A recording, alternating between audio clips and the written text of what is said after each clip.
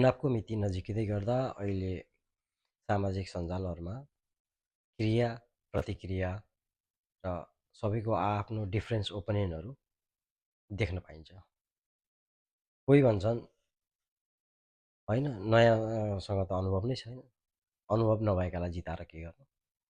कोही भन्छन् होइन नयाँलाई चाहिँ एकपटक हेरौँ न केही भइहाल्छ कि।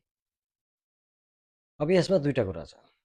नयाँलाई जिताउँदैमा एकैपटक कायापलट हुने पनि होइन र जितेर आउने सबै राम्रा हुन्छन् भन्ने पनि छैन।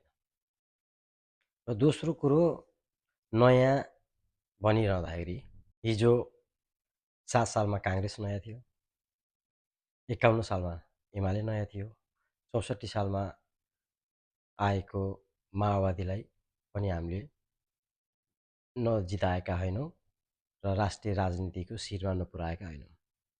त्यति भनिरहँदा पनि सधैँ नयाँलाई नै ट्राई गरिरहने, केही हुन्छ कि भनेर नयाँ आज यो नभए थियो, त्यो नभए अर्को भन्ने पनि छैन। तर के नयाँलाई मौकै नदिने त? अब आउने नयाँ पनि हिजोका जस्ता नराम्रो हुन्छन् भन्ने पनि छैन। अब बाँकी रह्यो पुरानो अनुभव भएकाहरूलाई बरु सुधारेर लैजाउँ भन्ने कुरा।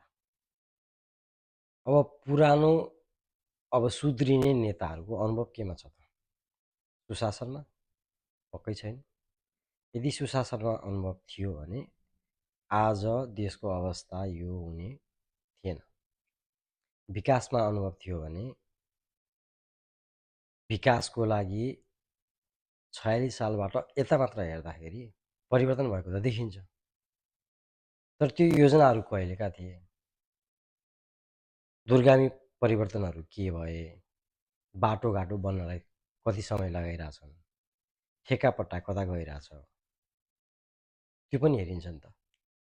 अहिलेलाई विचार गर्ने हो भने 2046 सालबाट यता ठेकेदारहरू मोटाउने, नेताहरू मोटाउने, नेताको आसेपासे झोलीहरू मोटाउने, त्यो बाहेक अरू विकास भएको देखिँदैन। अब कोही कोही झोले झाम्टेहरूले यति बाटो बन्यो, पहिला यस्तो थियो, यसरी हिँड्नु पर्थ्यो, अहिले चाहिँ गाउँ गाउँमा, घर घरमा, चोक चोकमा बाटो पुगेको छ भन्छ। हो, बाटो पुगेको छ, तर नपुग्नु पर्ने ठाउँमा पनि पुगेको छ, पुग्नु पर्ने ठाउँमा पुगेको छैन। पुल नबन्नु पर्ने ठाउँमा पुल बनेको छ। जहाँ पुल चाहिन्थ्यो त्यहाँ चाहिँ अझै पनि कष्टकर रूपमा तुइनमा चढेर हिँड्नु परिरहेको छ। विकासका बजेटहरू 40% काम हुन्छ, 60% नेताको उसका आसेपासेको ठेकेदारको झोलीमा जान्छ। 2046 साल अघि नेपालमा के कति उद्योग धन्दा थिए, अहिले कति छन्, कति बेचियो, कति बनाइयो, त्यसको नि त लेखाजोखा हुनु पऱ्यो नि। अब रह्यो अर्को अनुभव केमा छ? भ्रष्टाचारमा। हो, यसमा चाहिँ पक्कै छ। भ्रष्टाचारमा नेपाली पुरानो नेताहरूको अनुभव यति छ कि विश्वको कसैले पनि जित्न सक्दैन। यदि यही अनुभवलाई आधार मानेर अझ नयाँ तरिकाले, नयाँ ढङ्गले भ्रष्टाचार गरून् अथवा यसलाई नै सुधारेर लैजाउँ भन्ने हो भने भिन्दै कुरा हो। होइन भने सुधारेको अर्थ के?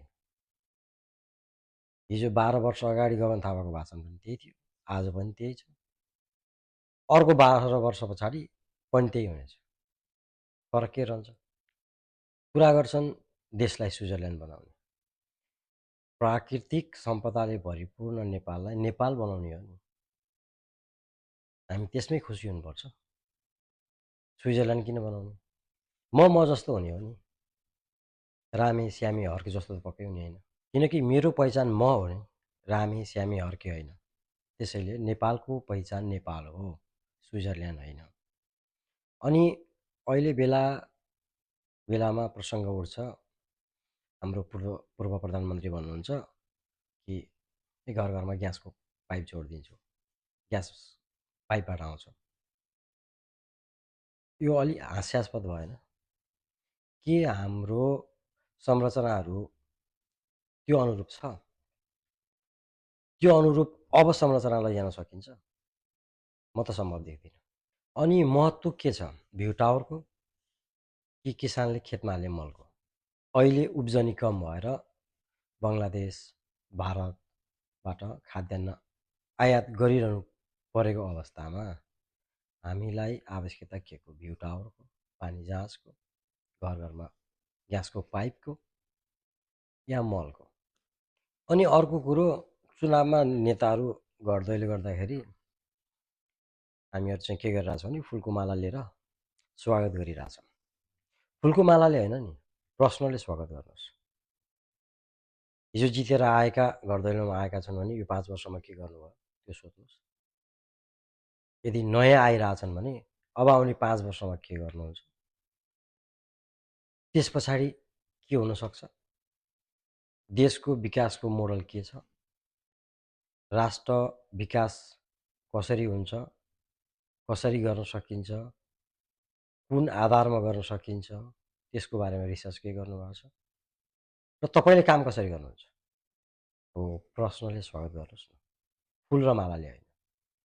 तर के भइरहेछ भने फुलमालाले स्वागत गर्ने, लोकल खसी बोका कुखुराहरू काटेर भोज लगाउने, त्यसको पैसा त नेताले पक्कै तिर्दैनन्, व्यापारीले तिर्छन्।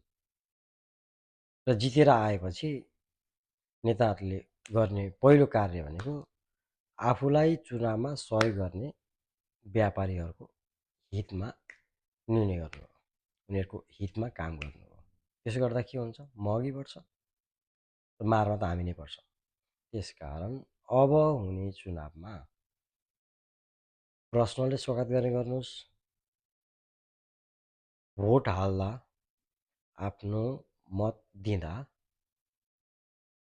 गाउँपालिकाको चुनावमा जस्तो रामे राम्रो, श्यामे राम्रो, काइँलो राम्रो, काइँलोभन्दा साइँलो राम्रो त्यो हिसाबले नदिनुहोस्। कुनै एक पार्टीले स्पष्ट बहुमतका साथ विजय हुने आधार हुनु पर्यो, त्यसले 5 वर्ष काम गर्न पाउनु पर्यो, अनि त्यसपछि बल्ल जज गर्नु मिल्छ।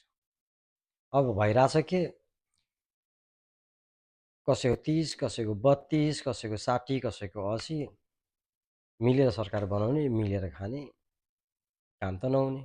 त्यसकारण कुनै एक पार्टीलाई स्पष्ट बहुमत दिँदा भोलि भन्न पाइन्छ, काम गरे नगरेको हेर्न पाइन्छ। त्यसकारण अब हुने चुनावमा चाहिँ आफ्नो मतको सदुपयोग गर्नु र सदुपयोग नगर्दा भोलि चिया पसलमा चिया गफ गर्ने बाटो नबनोस्, मासु भातमा भोट नबेच्नुहोस्, किनकि सन्ततिले सराप्छन्।